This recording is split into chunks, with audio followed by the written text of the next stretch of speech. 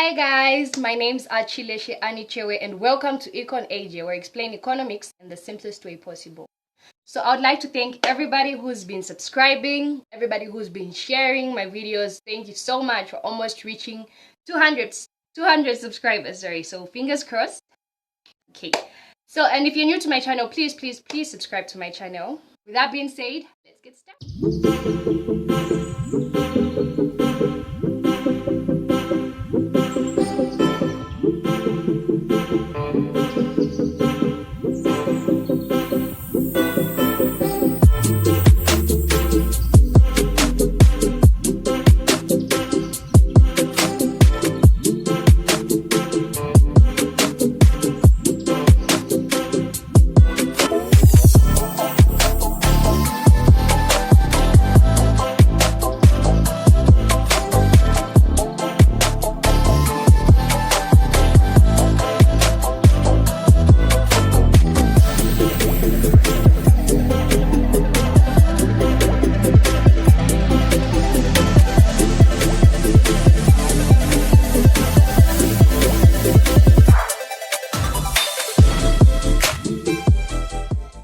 Okay, so I came across a question that I thought of answering here so that I can share my opinions with you guys.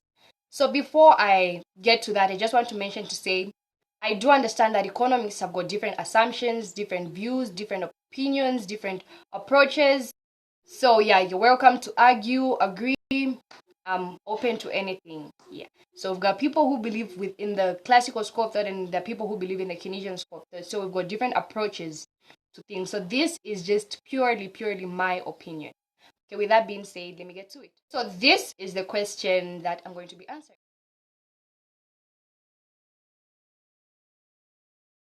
Okay, so as you've seen from the previous picture, the question reads, is the Zambian economy benefiting from the kwacha being devalued? So that's what the question reads. So to start with, I would like to clarify to say the Zambian kwacha hasn't been devalued. It's been depreciated. Sorry, I use my hands a lot. Okay. So the Zambian kwacha hasn't been devalued. It's been depreciated. So the difference is with devaluation of a currency, that is something that can be done by the central bank, okay? If maybe you've got enough foreign reserves in a country, you can manipulate all those things in the economy and to devalue your currency. Okay. But with depreciation, it simply means the currency has lost its value against other currencies. So that's depreciation. So with the Zambian currency, it hasn't been devalued, it has depreciated. Okay. So with both devaluation and depreciation, the main what I believe is the main benefit to that is that your exports become cheaper and your imports become expensive. So your exports being cheaper is a benefit in a way that it will attract a lot of people to buy your products because your products are cheaper. They seem cheaper. Okay. And with the imports being expensive, that is a good thing in a way that it will discourage the local people from importing things. So that will help the country in such a way that the people will now have to either produce their own things or they will they'll produce their own things or they'll buy from local producers. Okay, so if they produce their own things, well and good, you're being more productive in the country. And you can actually export some, which is another win-win. And if you're buying from local firms, you're giving them demand, so they'll produce more. Okay, so that's why that is a benefit. A good example of a country that devalues their currency is China. So China devalues their currency, so that's why their exports are cheaper. So that's why it's one of the leading countries, if not the leading, one of the major countries in exporting. So that's a really benefit. It's a really good benefit to the country. Okay, I don't know if there's a bad benefit, but yeah, it's a really good thing for the country because they are exporting more. Okay, so they've got a larger market because their products are cheaper. Okay, so now coming down to my country, which is Zambia. With Zambia, the currency hasn't been devalued, like I said, it's been depreciated. So of course, if it was a country that exports a lot of things, the depreciation will actually be a good thing because, well, your exports will become cheaper and the local firms will produce more because they're being motivated to say we can actually sell more. So that would have been a good thing. But in our case, we don't produce much. Sadly, we don't produce much, and we don't export much. Let me say, we don't export much. We mainly import most of our things. So that's a bad thing in the sense that if we're exporting more, because with the depreciation, just like devaluation, your exports become cheaper and your imports become expensive. So look at it in this way. This is a country that doesn't produce much and it imports most of their products. And imports with depreciation, they become expensive.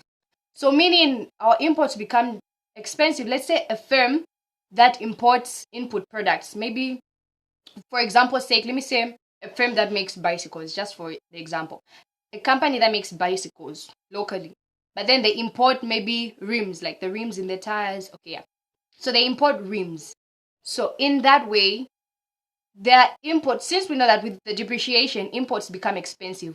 So as they're importing those, their input products become expensive, and hence they'll have to increase the price of their bicycles. Okay, and we know that from supply and demand, we know that if you increase the price, the demand will reduce. Okay, so and if the demand reduces, the firm, like in the long run, the firm will start producing less because they've seen to say people are buying less, so it will be pointless in producing more. So if that firm starts to produce less, it will need less workers because the others won't be doing anything. So it will need less workers. So in such a scenario, some of the workers will be laid off. So that's now increasing the unemployment that's already there. That's now increasing unemployment in our country. And when you've got less workers, meaning less people are earning money, right? So if less people are earning money, meaning that there are less people now, the demand in other sectors, let's say maybe in the sugar business, like people who are buying sugar, people buying mealy meal, the demand now has also reduced, okay? Because there are less people earning money, other people can't afford that. So that would now cause a chain reaction, if I can use that word, because people have been laid off from maybe the bicycle industry because they're only producing a few bicycles. So people have been laid off, and now only a few people are earning money in that economy. So meaning only a few people are able to spend that money which they have. Meaning even in other industries, the demand in those other industries will also reduce, causing the firms to also produce less. Okay, so the firms will also produce less because the demand has reduced. And when the firms produce less, they also need less workers. So it will cause that reaction, like all these different different firms will be affected because of just because so one firm can easily affect one sector can easily affect the whole economy in such a way. So that's on why it's really bad, like why the depreciation is not a good thing.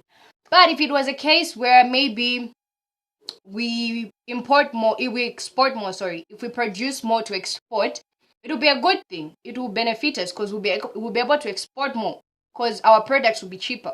So if we want the depreciation to work in our favor, in our favor, then we would have to produce more and therefore export more. Okay, so those are some of my views. Okay, so I hope whatever I said made sense. So that's just purely my opinion. Okay, so you're welcome to disagree, agree. You're welcome to do that. So those are just some of my assumptions, some of my opinions. Yes. So I hope this video has been helpful to you. If you've liked my explanation, please like the video, please share it, and thank you for watching, and bye bye.